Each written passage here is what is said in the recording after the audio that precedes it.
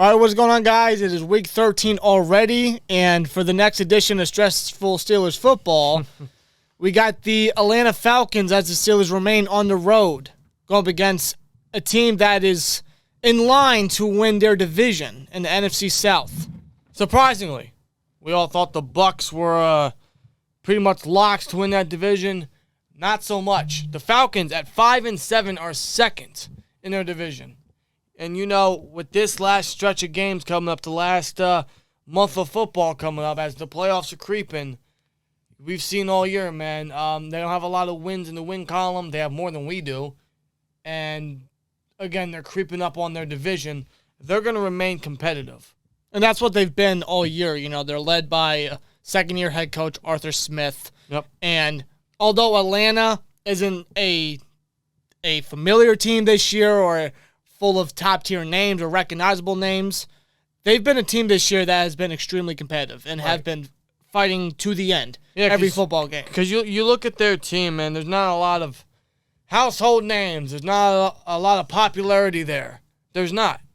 They're still trying to build themselves up all the way from the post-Matt Ryan era.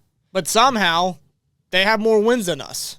And it's crazy because when you look at the Falcons and the Steelers have more recognizable names. They have more household names. Right. But yet we have less wins.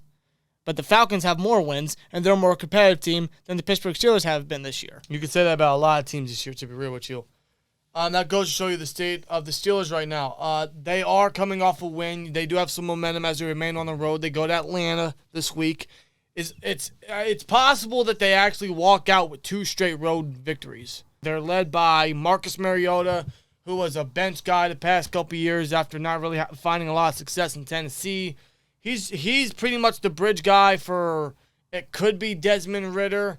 It could be someone else that they're trying to find down in a couple years. But Mariota's done very solid for the Falcons, I would say. Obviously, most of that offense is the rushing attack.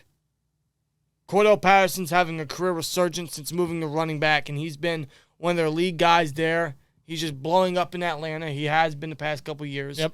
And even when he was out a number of weeks, Tyler Algier, a 5th-round rookie, has over 500 yards this year. Yeah, he stepped in and has really filled that role pretty well. And because of those 2 guys, in Patterson and Algier, and even, of course, Marcus Mariota, we know how mobile he is.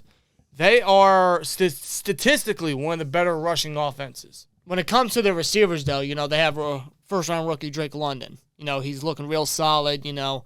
Could very well be a star receiver down the road for Atlanta, in my opinion. They had Kyle Pitts earlier this year. Mariota's just not a great quarterback. Very similar to our situation with Trubisky. A first-round bust that we brought in to be a bridge guy for the next guy. Right now, we have that next guy, ideally, in a quarterback.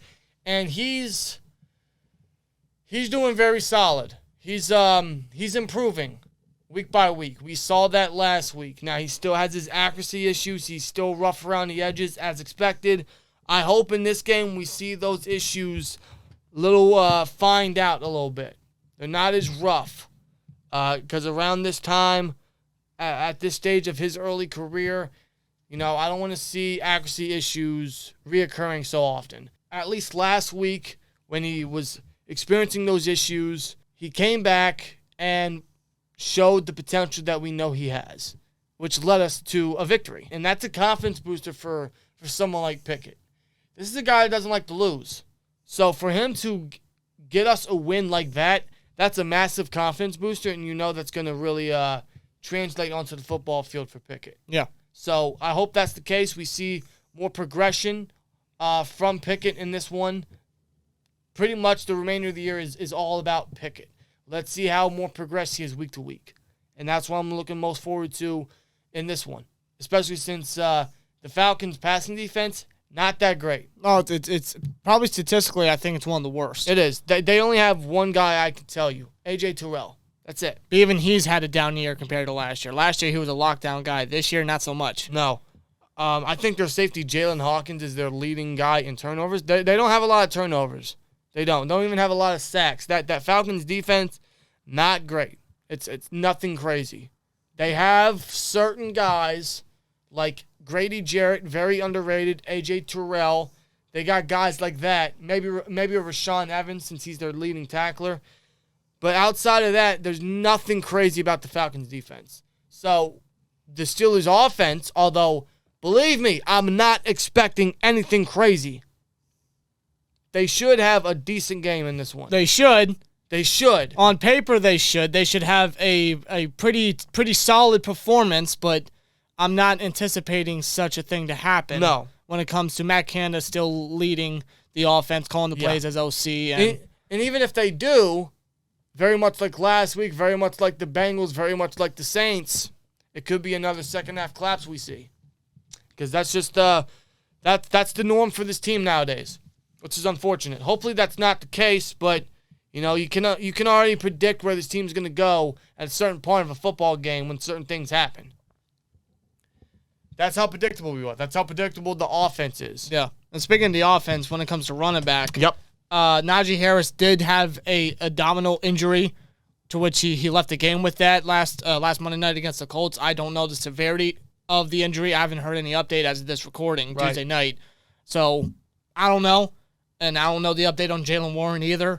So it's possible we could see more of Benny Snell and Anthony McFarland again, like we did Monday night. And they did very well. They did really good. They did their jobs very, very good. And if their name's got to be called again, then hopefully they can continue on their performance from last week. Otherwise, if Jalen Warren's back, that's a big plus for the rushing offense.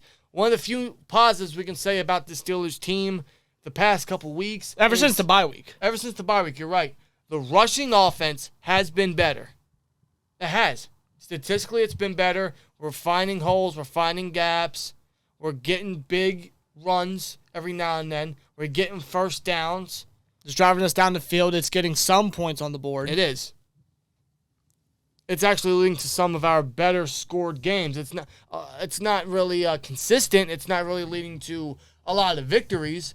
But if there's a plus to take from this offense, especially after the bye week, it has been the rushing attack. No matter who stepped in there. Right. They've been very good. So whether that's Najee, whether that's Warren, whether that's Snell, whether that's McFarland, or a little bit of everybody, they got to continue to step it up. They got to continue to just run the rock because good things happen when you do that, which is why we've scored as many points as we have.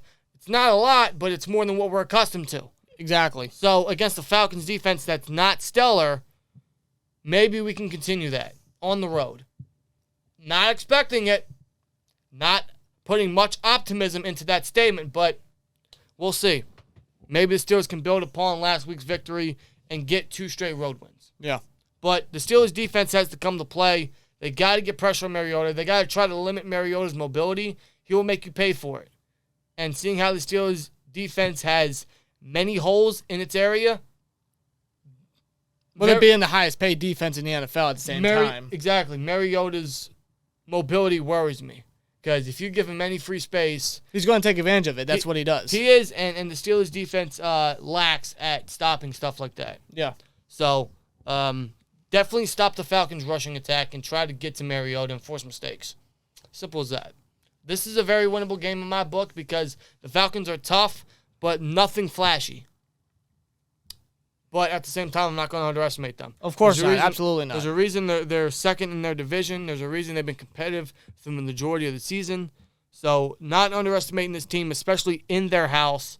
I can see a win being very possible if the team shows up. But otherwise, that's our preview, man. Let us know you guys' thoughts down below. Do you see the Steelers winning their second straight road win?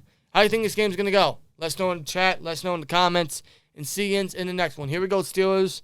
Maybe we get another dub. And like, comment, subscribe, and we'll see you later. Peace!